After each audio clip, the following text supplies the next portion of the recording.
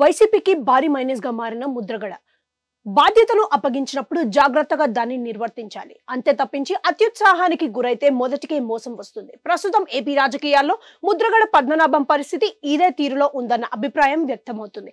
ఇప్పుడున్న పరిస్థితుల్లో కులం అంటూ కులాన్ని మాత్రమే ప్రస్తావిస్తూ రాజకీయాలు చేసేందుకు తెగ ఆసక్తిని ప్రదర్శించే ముద్రగడ అన్ని గీతల్ని చెరిపేస్తూ జనసేన అధినేత పవన్ కళ్యాణ్ ఉద్దేశిస్తూ చేస్తున్న వ్యాఖ్యలు సంచలనంగా మారుతున్నాయి.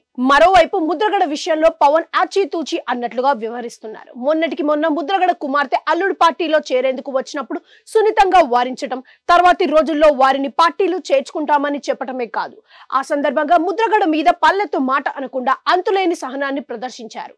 ఆయన పెద్దరికాన్ని ప్రస్తావిస్తూ ఆయనపై తనకున్న గౌరవాభిమానాన్ని ప్రదర్శిస్తున్నారు. ఆయన్ను ఇంటికి వెళ్లి మరీ కలుస్తానని చెప్పిన పవన్ ఆయన తనను అనే మాటలను తాను పెద్దగా తీసుకోనంటూ ఇంట్లో పెద్దలు ఒక మాట అంటే భరించలేమా అంటూ ఆయన మీద తనకున్న అభిమానాన్ని ప్రదర్శించారు. ముద్రగడతో పోలిస్తే పవన్ వయసులోనే కాదు రాజకీయాల్లో అనుభవంలో కూడా చిన్నోడు. అయినప్పటికీ ముద్రగడతో పోలిస్తే మరెంతో విశాల హృదయంతో ఆలోచిస్తున్నట్లుగా పవన్ తీరు ఉంటుంది.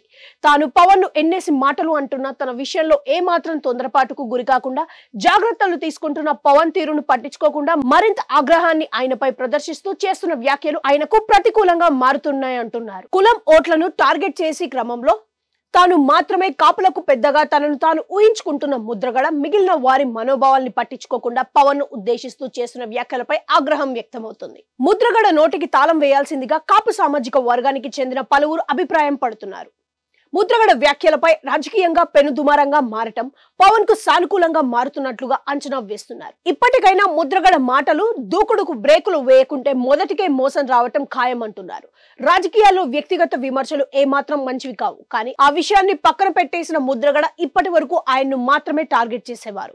ఇప్పుడు పవన్ తల్లిదండ్రుల్ని సైతం నోటికి వచ్చినట్లుగా మాట్లాడటమే కాదు, స్వచ్ఛమైన కాపులం అంటూ చేస్తున్న వ్యాఖ్యలు వికారంగా మారాయంటున్నారు. ఎన్నికలు దగ్గరకు వస్తున్న వేళలో ముద్రగడ మాటల హోరు అధికార పార్టీకి నష్టం చేకూరుస్తుందన్న అభిప్రాయం వ్యక్తమవుతుంది.